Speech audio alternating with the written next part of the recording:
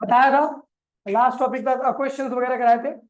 Motion of the charge particle में magnetic field last topic था वो, ठीक है।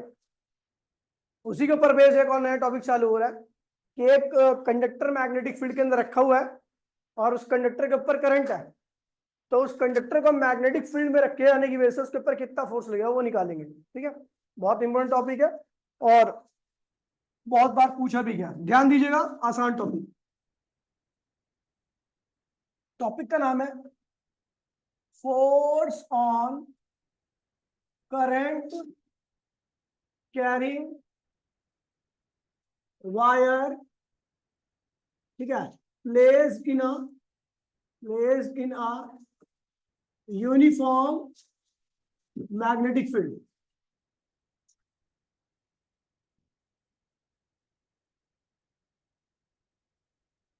टॉपिक का नाम है force on the current carrying wire placed in uniform magnetic field. एक वायर है तो उसके ऊपर करंट है और वो मैग्नेटिक फील्ड के अंदर रखा हुआ है, उसके ऊपर कितना फोर्स लग रहा है तो उसके बारे में हम निकालने आ रहे हैं, ठीक है। ये आपका एक कंडक्टर है, इसके अक्रॉस में मैंने एक बैटरी लगा रखी है और बैटरी लगाने की वजह से इस पे करंट कितना आ गया, आई। अच्छा, करंट आई आ गया तो इलेक्ट्रॉन क्या होगा, इधर की तरफ ड्रिफ्ट करेगा। आपको याद होगा करंट, देखिए इलेक्ट्रॉन जो ड्रिफ्ट करता है इसे ड्रिफ्ट वेलोसिटी कहते हैं, आपको याद होगा थर्ड चैप्टर में, ठीक है। और ये वेलोसिटी जब ही आती है जब आप पोटेंशियल डिफरेंस अप्लाई करते हो, याद है। ये वाली वेलोसिटी वीडी जब आती है जब आप पोटेंशियल डिफरेंस अप्लाई करते हो। इससे पहले ये वेलोसिटी नहीं आती। इलेक्ट्रॉन चलता तो है लेकिन वेलोसिटी की वैल्यू, एवरेज वेलोसिटी की वैल्यू क्या होती है, 0 होती है। लेकिन जैसे ही आप पोटेंशियल डिफरेंस अप्लाई करते हो वैसे इलेक्ट्रॉन के पास ये वाली वेलोसिटी आती है और इसी वेलोसिटी की वजह से क्या आता है, करंट आ जाता है। इसी वेलोसिटी की वजह से क्या आता है, करंट आता है,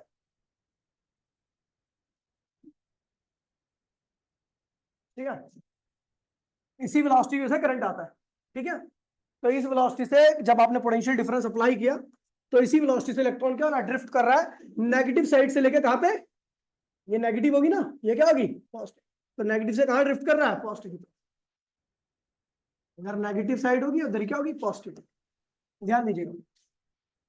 अब ये कंडक्टर मैग्नेटिक फील्ड में रखा हुआ है और इस कंडक्टर का एंगल कितना बन रहा है, थीटा। ये कंडक्टर है और ये क्या है, मैग्नेटिक फील्ड है। तो मैग्नेटिक फील्ड और कंडक्टर के बीच में एंगल कितना बन रहा है, तो ये भी कितना होगा, थीटा ही होगा। कॉरेस्पॉन्डिंग एंगल दिख रहा है, यानी ड्रिफ्ट वेलोसिटी के बीच का, ड्रिफ्ट वेलोसिटी और मैग्नेटिक फील्ड के बीच का एंगल क्या है, थीटा। और कंडक्टर और मैग्नेटिक फील्ड के बीच का भी एंगल क्या है, थीटा। तो ध्यान रखना, थीटा किसके बीच का एंगल है, यहां पर बता देता हूं। और इस कंडक्टर, जिस कंडक्टर को मैंने लिया इसका एरिया क्या है, ए है, और इसकी लेंथ क्या है, एल है, ठीक है। अब देखिए आई क्या, करंट, ठीक है, flowing through the conductor, conductor जो आपका करंट कंडक्टर है उसके थ्रू जो करंट फ्लो कर रहा है उसकी वैल्यू क्या है, आई है। ए क्या है, area of cross section of conductor, conductor का जो एरिया ऑफ क्रॉस सेक्शन है वो क्या है, ए है। एल क्या है, लेंथ ऑफ कंडक्टर, ठीक है। और एन क्या है, small N, free electron per unit. याद ही नहीं याद है, आपने उस क्लास में पढ़ा था, हाँ उस चैप्टर में, चैप्टर नंबर 3 में पढ़ा था। स्मॉल एन जो होता है वो फ्री इलेक्ट्रॉन होता है। ऐसे कंडक्टर के अंदर बहुत सारे इलेक्ट्रॉन्स होते हैं लेकिन हम उन इलेक्ट्रॉन्स की बात कर रहे हैं जो चल सकते हैं। जो इलेक्ट्रॉन चल सकते हैं ऐसे इलेक्ट्रॉन्स को हम क्या कहते हैं, फ्री इलेक्ट्रॉन्स कहते हैं। और जो इलेक्ट्रॉन चल सकता है उसी के ऊपर फोर्स लगेगा, बाकी जो इलेक्ट्रॉन रुका रहेगा उसके ऊपर कोई फोर्स, क्योंकि हमने जो टॉपिक पिछले पढ़ा है उस टॉपिक का नाम ही था force on a moving charge in a magnetic field. जब एक मूविंग चार्ज मैग्नेटिक फील्ड के अंदर रखा रहेगा तभी उसके ऊपर फोर्स लगेगा। कोई चार्ज अगर चार्ज भी है मैग्नेटिक फील्ड में लेकिन वो रेस्ट में, तो उसके ऊपर कोई फोर्स। रीजन मैंने बताया था, जब चार्ज मूव करता है तो करंट क्रिएट करता है, करंट से क्या आती है, मैग्नेटिक फील्ड आती है। बाहर की मैग्नेटिक फील्ड और चार्ज की मैग्नेटिक फील्ड आपस में क्या करती है, इंटरेक्ट करती है, जिसकी वजह से फोर्स लगता है। जब चार्ज चल ही नहीं रहा तो करंट आएगा ही नहीं, आएगा नहीं तो मैग्नेटिक फील्ड नहीं आएगी। तो बाहर की मैग्नेटिक फील्ड अकेला कुछ नहीं कर सकती, उसके ऊपर कोई फोर्स नहीं लग सकता। तो चार्ज का चलना क्या है, कंपलसरी है। किसके लिए? मैग्नेटिक फोर्स के लिए। कहां पर? मैग्नेटिक फील्ड के अंदर। समझ गया? तो भैया एन क्या है? Free electrons. ये वो इलेक्ट्रॉन्स होते हैं जो कंडक्टर के अंदर चल सकते हैं, जिनकी वजह से कंडक्टिविटी आती है। कंडक्टर करंट को कंडक्शन करता है, करंट का कंडक्शन करता है। ठीक है, ये हो गया। अच्छा, थीटा किसके बीच का एंगल है? तो थीटा किसके बीच का एंगल है? एंगल इन बिटवीन किसके बीच का है? मैग्नेटिक फील्ड और कंडक्टर एंड कंडक्टर, या नॉर्मली मैं कह सकता हूं magnetic field and drift velocity. Drift velocity को वीडी से लिखते हैं, आपको याद होगा तो। ठीक है, ये कुछ पॉइंट है। ठीक है, अच्छा, इसके एक यूनिट वॉल्यूम में कितने फ्री इलेक्ट्रॉन है? इसके 1 मीटर क्यूब में कितने फ्री इलेक्ट्रॉन है? एन है। कितने इलेक्ट्रॉन फ्री है? N, small N. मतलब इस कंडक्टर के 1 मीटर क्यूब में जो फ्री इलेक्ट्रॉन आपको मिलने जा रहे हो क्या है? स्मॉल एन है। 2 मीटर क्यूब में कितने फ्री इलेक्ट्रॉन होंगे? 1 मीटर क्यूब में एन है, तो 2 मीटर क्यूब में कितने फ्री इलेक्ट्रॉन होंगे? 3 मीटर क्यूब में, 4 मीटर क्यूब में। अगर आपको कंडक्टर का वॉल्यूम वी रखा तो उसमें कितने फ्री इलेक्ट्रॉन होंगे? V N. मतलब आपको अगर वॉल्यूम दे रखा किसी का, तो आपको पता 1 मीटर क्यूब में इतने इलेक्ट्रॉन है, तो जितना मीटर क्यूब उसका वॉल्यूम होगा उससे मल्टीप्लाई कर दीजिए, तो आपके पास कुल फ्री इलेक्ट्रॉन की संख्या आ जाएगी। आप देखिए भैया, ठीक है, total free electrons in conductor, उसको मैंने लिखा कैपिटल एम। क्या लिखा? और वो किसके बराबर आएगा? तो volume of conductor, volume of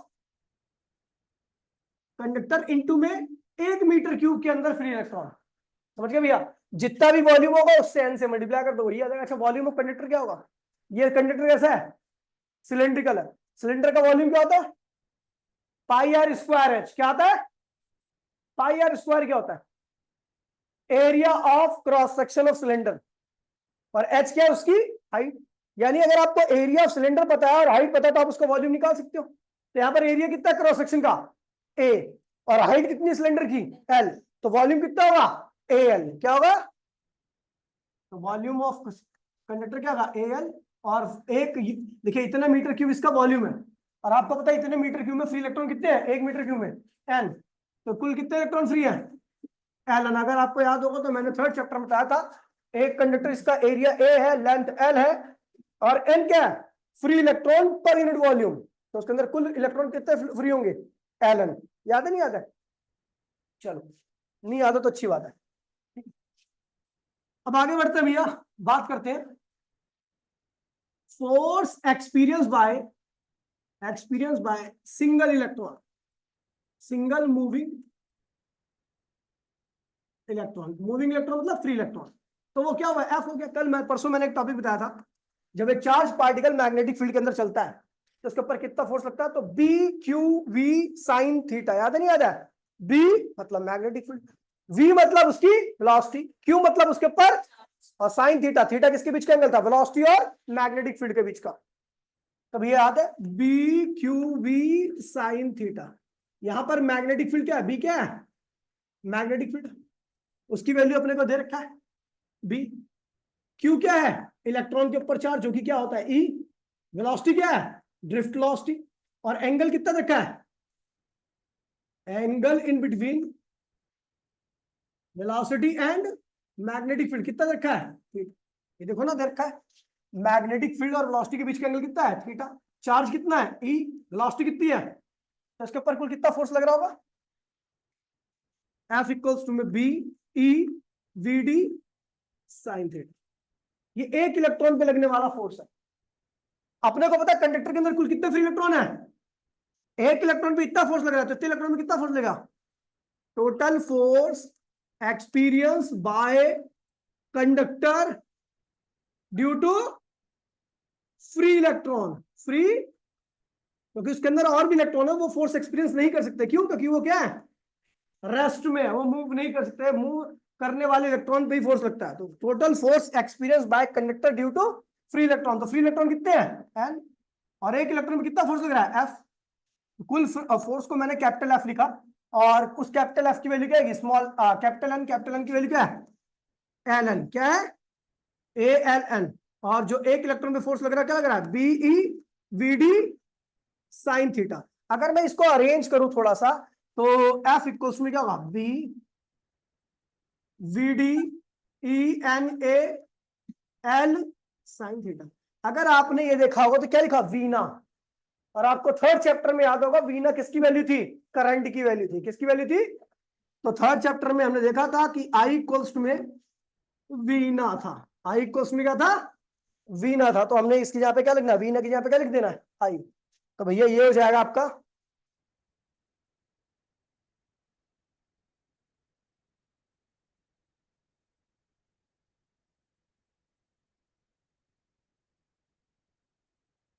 क्या हो रहा है,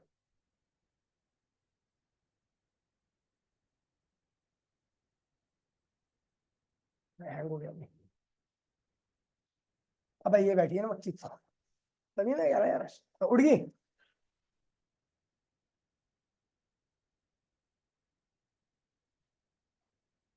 मैं कह रहा क्या हुआ, चल तो रहा है, फिर हैंग कैसे हुआ? ठीक है, वीना याद नहीं याद है, तो करंट इक्वल्स में वीना। तो मैंने क्या किया,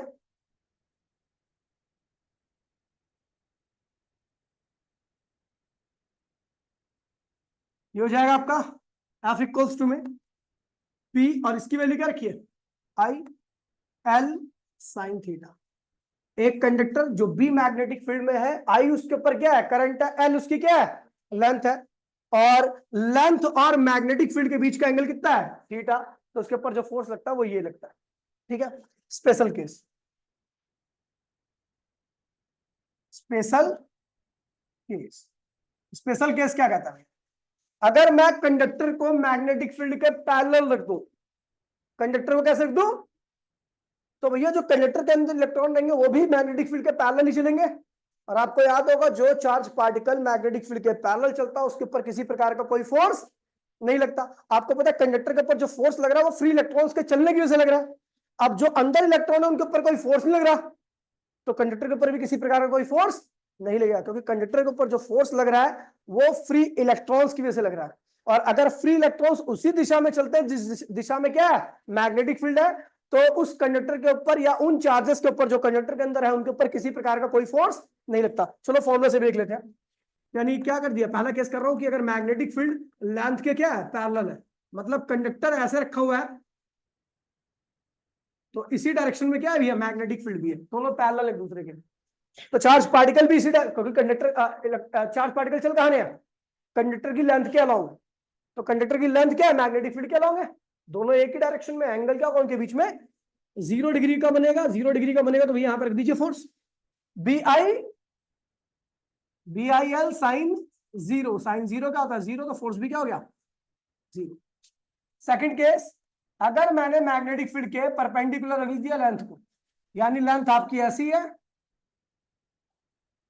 और मैग्नेटिक फील्ड आपकी ऐसी है, तो इस केस में चार्ज पार्टिकल मैग्नेटिक फील्ड के परपेंडिकुलर चलेंगे जो कि कंडक्टर के अंदर है। तो परपेंडिकुलर चलने की वजह से उनके ऊपर फोर्स क्या लगेगा, मैक्सिमम। तो इसका मतलब कंडक्टर भी फोर्स क्या लगना चाहिए, मैक्सिमम, क्योंकि उनकी वजह से ही तो लग रहा है इसके ऊपर भी फोर्स। तो भैया फोर्स क्या होगा, BIL साइन 90। साइन 90 क्या होता है, 1। तो ये हो गया बिल। मैक्सिमम फोर्स कितना होता है, बिल, और मिनिमम फोर्स कितना होता है, 0। अब देखिए फोर्स है तो फोर्स वेक्टर क्वांटिटी होता है, और वेक्टर क्वांटिटी के पास क्या होती है, डायरेक्शन भी होती है। तो direction of this force can be given by, direction of this force can be given by right hand palm rule और left Fleming left hand rule. Palm rule करो, ज्यादा दिमाग मत लगाओ, ठीक है, ये आपके लिए ज्यादा आसान रहेगा। राइट हैंड पाम रूल से दी जाती है डायरेक्शन, ठीक है। तो ये राइट हैंड पाम रूल क्या कहता है भैया, ये सीधा हाथ है आपका, है ना, ये सीधा हाथ है। तो अरे है, ये हो गया आपका हाथ, ये अंगूठा, ये पहली उंगली,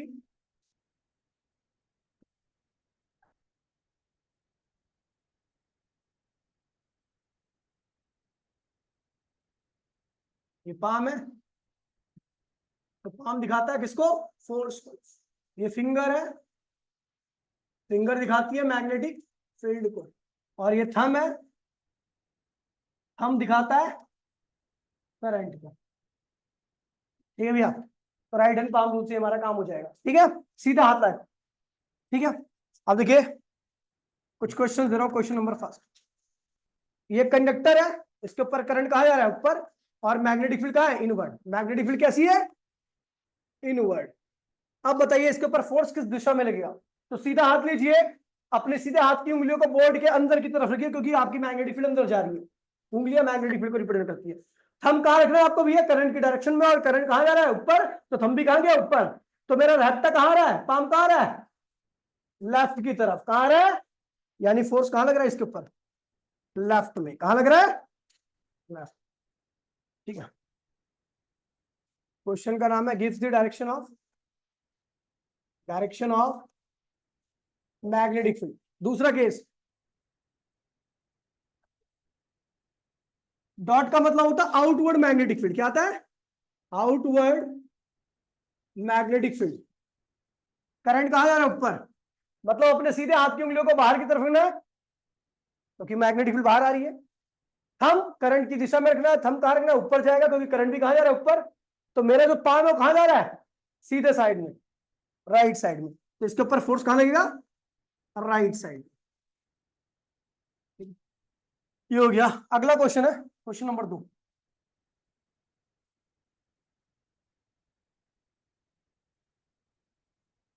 give the direction and magnitude, give the direction and magnitude of force on each arm, प्रत्येक आर्म के ऊपर आपको मैग्नेटिक फोर्स की डायरेक्शन और फोर्स की वैल्यू बतानी है, कितनी होगी। ठीक है, तो ये है आपका एक कंडक्टर। मैग्नेटिक फील्ड कैसी है? इनवर्ड है। कैसी है? इनवर्ड है। करंट ये रहा,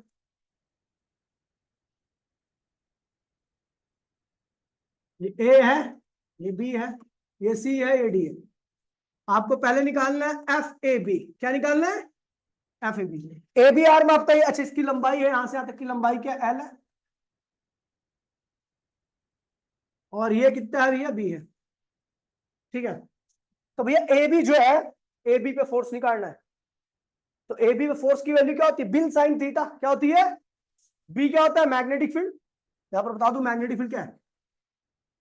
uniform magnetic field, uniform inward magnetic field. Magnetic field uniform और कैसी है? अंदर की तरफ है। ठीक है, बी मतलब मैग्नेटिक फील्ड, आई मतलब करंट, एल मतलब जिस आर्म पर आप निकाल रहे हो फोर्स उसकी लेंथ, और थीटा क्या हो गया? मैग्नेटिक फील्ड और उस आर्म के बीच का एंगल। तो ये देखिए, ए बी पे निकाल रहा हूं, तो पहले मैग्नीट्यूड देते हैं। तो मैग्नेटिक फील्ड क्या है भैया? बी। करंट कितना है? आई। और जिस आर्म पे निकाल रहा हूं उसकी लंबाई कितनी है? बी। फोर्स का मैग्नीट्यूड क्या होगा? B I B. अच्छा, एंगल कितना है? मैग्नेटिक फील्ड अंदर जा रही है, और आर्म क्या है? एक्स एक्सिस पे। मैग्नेटिक फील्ड अंदर जा रही है, नहीं जेड एक्सिस पे है। मैग्नेटिक फील्ड किस पे है? मैग्नेटिक फील्ड अंदर जा रही है ना, इसका मतलब जेड एक्सिस के अलॉन्ग है। ठीक है, और आर्म जो ए बी है वो एक्स के अलॉन्ग है। तो एक्स और जेड के बीच का एंगल कितना होता है? 90। तो साइन यहां पे लिखना है 90। तो फोर्स का मैग्नीट्यूड क्या होगा? B I B. अब इसकी डायरेक्शन बता दो भैया जरा। तो डायरेक्शन देने के लिए right hand palm rule use कीजिए। तो आपका मैग्नेटिक फील्ड अंदर जा रही है, तो अपनी उंगलियों को, सीधा हाथ की उंगलियों को अंदर की तरफ कीजिए। करंट कहां जा रहा है? ए से बी की तरफ। तो थंब को कहां रखना है? ए से बी की तरफ। तो पाम कहां जा रहा है? ऊपर। तो इस आर्म पर फोर्स कहां लग रहा है? ऊपर की तरफ। आपको किसी को दिक्कत तो नहीं है? चलो निकालते हैं दूसरे पे, एफ बी सी पे निकालते हैं। बी सी पे पहले फोर्स का मैग्नीट्यूड देखते हैं। तो देखिए, मैग्नेटिक फील्ड कितनी है? बी। करंट कितना? आई। और जिस आर्म पे निकाल रहा हूं उसकी लंबाई कितनी है? और साइन एंगल कितना होगा? तो मैग्नेटिक फील्ड क्या है? जेड के लॉन्ग है, और आर्म किसके लॉन्ग है? वाई के लॉन्ग। जेड और वाई के बीच में एंगल कितना बनता है? 90। जीरो? पागल हो रहा है क्या?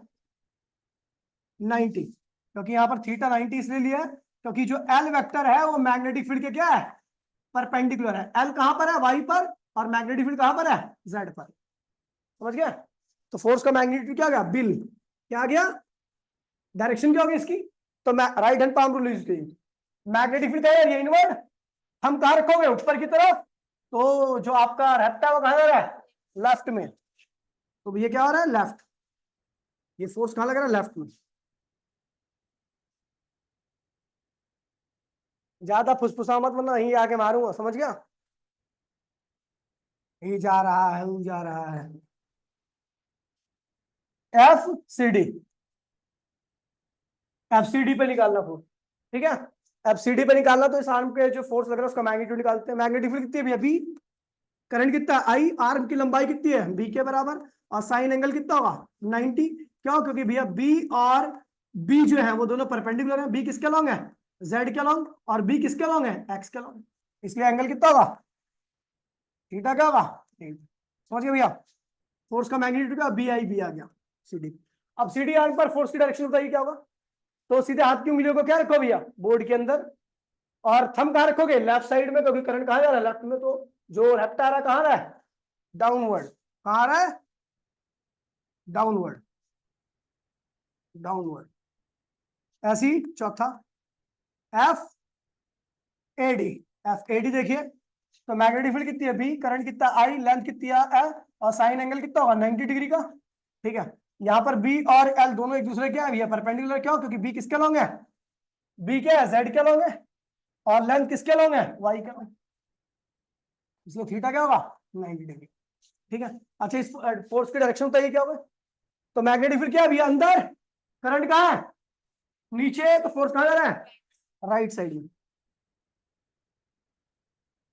इसलिए मैं कह रहा हूं भैया ये चैप्टर को थोड़ा एक बारी मेरे बताने के बाद भी आप घर जाके एक बारी हाथ टेढ़ा मेढ़ा कर लेना, ठीक है।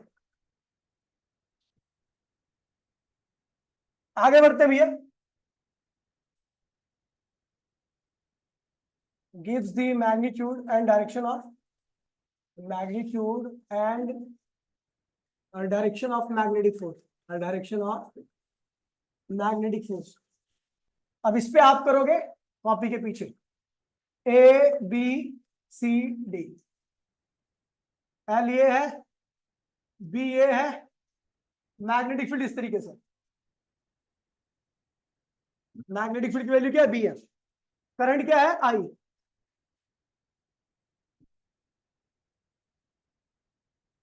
ए बी पे निकालना है, बी सी पे निकालना है, सी डी पे निकालना है,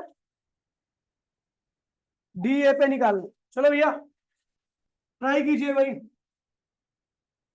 देखिए, अगर मैं बात करता हूं ए बी आर्म पर, ए बी पे बात कर रहा हूं, अगर मैं बात करूं तो यहां पर मैग्नेटिक फील्ड आपको दिख रही होगी, बी है, क्या है, बी, करंट कितना है, आई, लेंथ कितनी है, एल है। लेकिन यहां पर हम देख रहे हैं एल और बी, एल की भी डायरेक्शन यही है और बी की भी डायरेक्शन यही है, सेम डायरेक्शन है, मतलब एंगल क्या होगा, जीरो, साइन क्या होगा, जीरो, तो फोर्स भी क्या हो जाएगा, जीरो। ये जीरो क्यों हो गया, क्योंकि बी जो है वो एल के क्या है, पैरेलल है, इसलिए थीटा क्या होगा, ये पैरेलल क्यों है, क्योंकि ये भी एक्स एक्सिस पे है और ये भी क्या है, एक्स एक्सिस पर है। समझ गए भाई। बीसी की वैल्यू बताइए, तो बीसी पे देखिए फोर्स का मैग्नीट्यूड, मैग्नेटिक फील्ड कितनी है, बी, करंट कितना, आई, आर्म की लेंथ कितनी है, बी, साइन कितना होगा, 90 डिग्री का, तो फोर्स क्या होगा, बी आई बी। अच्छा, ये ऐसा क्यों हुआ, साइन 90 क्यों हुआ, क्योंकि मैग्नेटिक फील्ड किसके लॉन्ग है भैया, एक्स के लॉन्ग, और जो तो आर्म है वो किसके लॉन्ग है, वाई के लॉन्ग है, बी जो है वो वाई के लॉन्ग है, वाई के लॉन्ग है, इसलिए हमारा थीटा क्या हो गया, 90 डिग्री। कोई दिक्कत तो नहीं है। चलो भैया अगला आ रहा है भैया। अच्छा, डायरेक्शन इसकी कैसे होगी, तो डायरेक्शन देखने के लिए right hand palm rule. Magnetic field कहाँ जा रही है, इधर, हम कहाँ जा रहा है, ऊपर, पाम कहाँ जा रहा है, अंदर, इनवर्ड। हाँ जी, ए बी, ए बी जो है ना वो मैग्नेटिक फील्ड की डायरेक्शन है ना, तो सेम डायरेक्शन में एंगल कितना होता है, जीरो, ठीक है, इसलिए हो गया वो। अब फोर्स ही जीरो हो गया तो फोर्स की डायरेक्शन क्या करेगी, कोई चीज जीरो है तो उसकी डायरेक्शन क्यों देगी, पागल है क्या हम?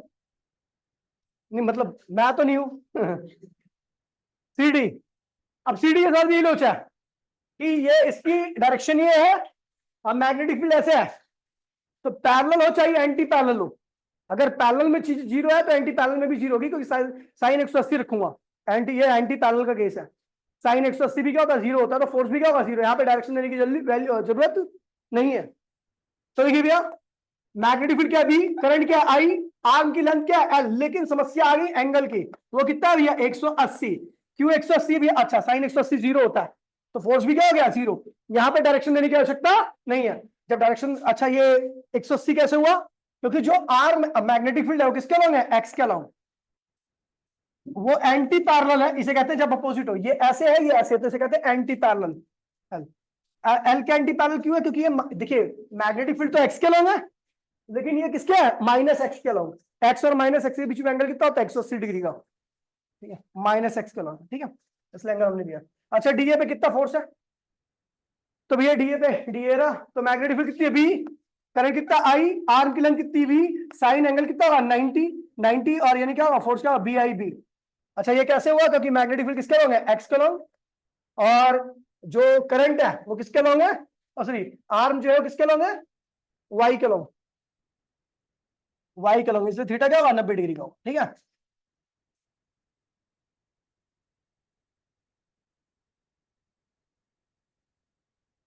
थीटा जो है आपका,